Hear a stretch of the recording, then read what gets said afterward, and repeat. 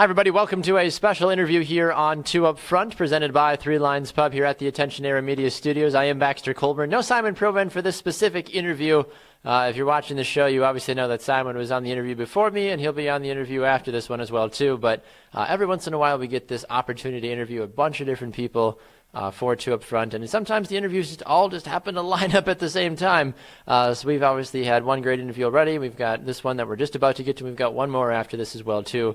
So there's a lot of great stuff you're not going to want to miss, so make sure you hang tight for those. But we've got a great interview to bring somebody back that has been on Two Up Front before in the past. A man that plays goalkeeper, spent some time out at DC United, was the backup for Bill Hamid for a little while as well, and got some valuable playing time out there as well.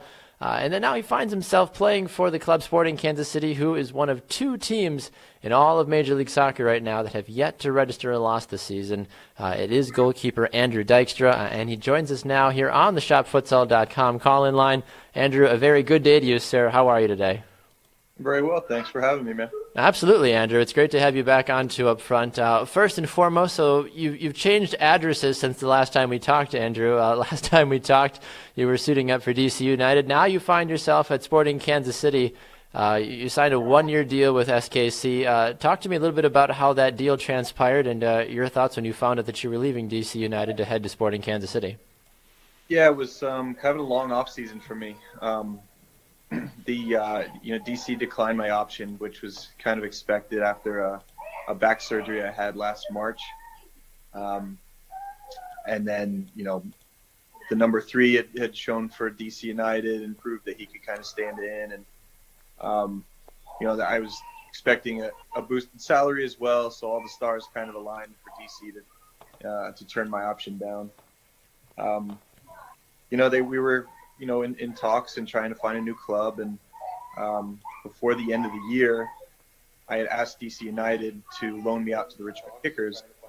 So I got about 8 or 9 games with them, including a playoff game, just to kind of prove to DC that I was fit and to prove to my next club, should there have, the situation occur, that I was healthy and ready to keep on playing and continue my career. So when not to jump in on it real fast. I mean, how are you feeling, I guess, after the back surgery now? I mean, something like that. You were out for, maybe at least on paper, you were out 10 to 12 weeks, but how did you feel physically after that time had passed? It took a long time. I mean, to be honest, so surgery was last March. I probably didn't feel like myself until preseason of this year, sometime in January. I still can't. So it was a microdiscectomy in my back, which had damage on the nerve that runs through my spine. Wow. So, yeah, I still can't feel my last 2 toes on my right foot. Wow, okay. I've got a feeling that they're probably going to be that way for a long time. But in terms of the strength and getting the nerve function for the muscle function back, that came along. Yeah, we hit the off season, and all I did was try to strength train and do goalkeeper work to, improve where I needed to and help the nerve. Out of the blue one day after training, I was actually out with Nick DeLeon, doing some shooting drills and just kind of, passing the time. And I got a call that Kansas City might be interested in picking me up.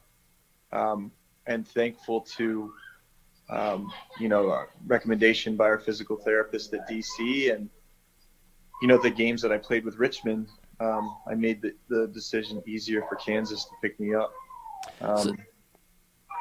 But yeah, it was a little out of the blue, but I was happy to continue my career. And we actually had 2 kids in August. We had twin boys. I can tell. So, yeah, they're in the back crying, but to be somewhere a little bit more affordable as well has been great for my family. So talk to me now, I guess, from a longevity perspective here, Andrew, because for those that know, that are following SKC and following your career, you're not starting right now for Sporting Kansas City. You haven't been a part of the 6 games that they've played thus far. You're early 30s. You just come off a back surgery like this. Has the R word started to trigger into the back of your mind just quite yet, or are you still not even remotely thinking about that? Unfortunately for me, it's kind of popped up once in a while. You know, I had there was an issue with like a head related issue in 2012 that I thought I had to retire, and I had a neurosurgeon tell me I needed to retire. And then I had another one tell me I shouldn't, and then And you're like, I like then that when opinion better. I'm gonna go for that opinion. I like, I'm gonna keep exactly playing. once I got the okay, I looked into some specialist and had an angiogram to take a look at my brain, and yeah, with a microscope actually. So they said, then they said, this isn't anything big. There's guys in the NFL that have this, and they ended up clearing me. So I had to face it then. I had to face it when I popped my Achilles. So it wasn't the first time. But to be honest, the whole age thing is kind of never really factors in for me. This is supposed to be a goalkeeper's prime, and True. I've always, I've always been a multi-sport athlete. I've always been, big, fast, strong, quick.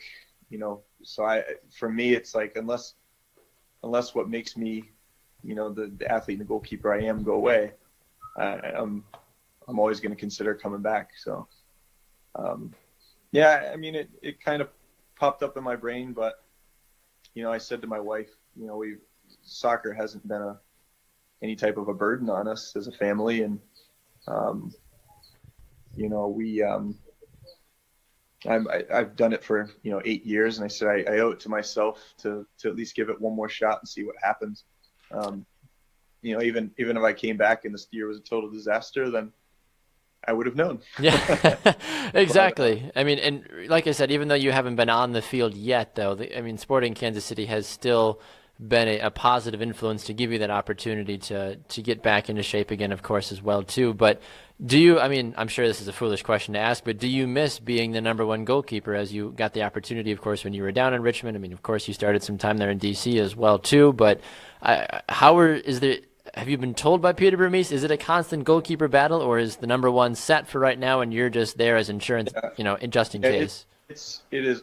It doesn't matter who you are. It's always going to be an uphill battle when you come into a new place where the starter's established, because it's kind of his job to lose and your job to prove yourself. And it takes time. It takes a lot of work. And Tim's been great for the club, and he's been great this year so far. So I'm just trying to just do my job, and when the opportunity presents itself, step in and do what I can for the club. And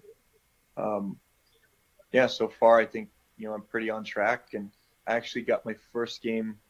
So it's very unique here because they have the Swope Park Rangers that are Yep. share facilities, have an excellent stadium, excellent following, very professional organization for the USL level. And the way that they manage it between the first team and Swope is unbelievable. It should be the gold standard for the rest of the league to follow. So they used our other goalkeeper, and they've used me last Saturday in my first game. And their beliefs at Swope are the same as Sporting. They want to play out of the back and use the goalkeeper, and the standard is set very high. So when I go to Swope, I'm using my feet out of the back, and the same ideas that we have on the first team. So I have some video now and some proof to Peter Vermees and my goalkeeper coach and my teammates that I'm progressing, and I'm fit should they want to use me. Last question here from me, Andrew, before we let you run. One soccer question, one non-soccer question for you. But first and foremost, what's it been like to see the resurgence of guys like Benny Fellhopper and Dom Dwyer on the team this year, both scoring goals, both performing at just a very high level? And then my other side question for you is, I know you're a Detroit Lions fan. The draft is coming up in a week. What do you think the Lions are going to do with that, with their first pick that they've got coming up? All right. Well, starting with Benny and Dom, I mean, I can't speak enough about the players on this team and the standard that's set and the ability of these guys.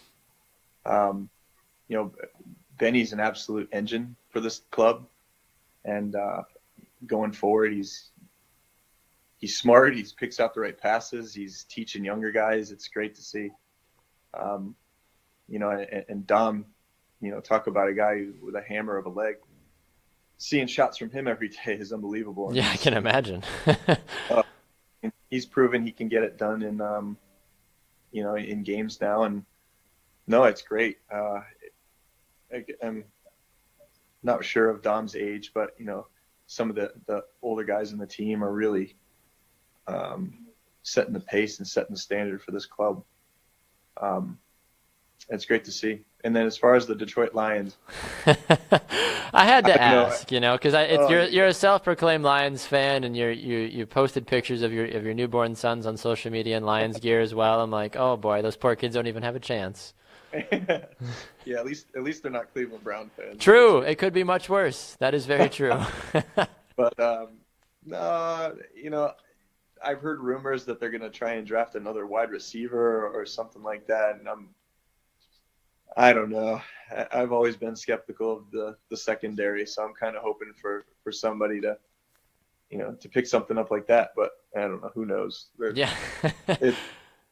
I don't know. They're all right. They're a good team and well rounded, and it's their management and their coaching staff is great. So I don't know.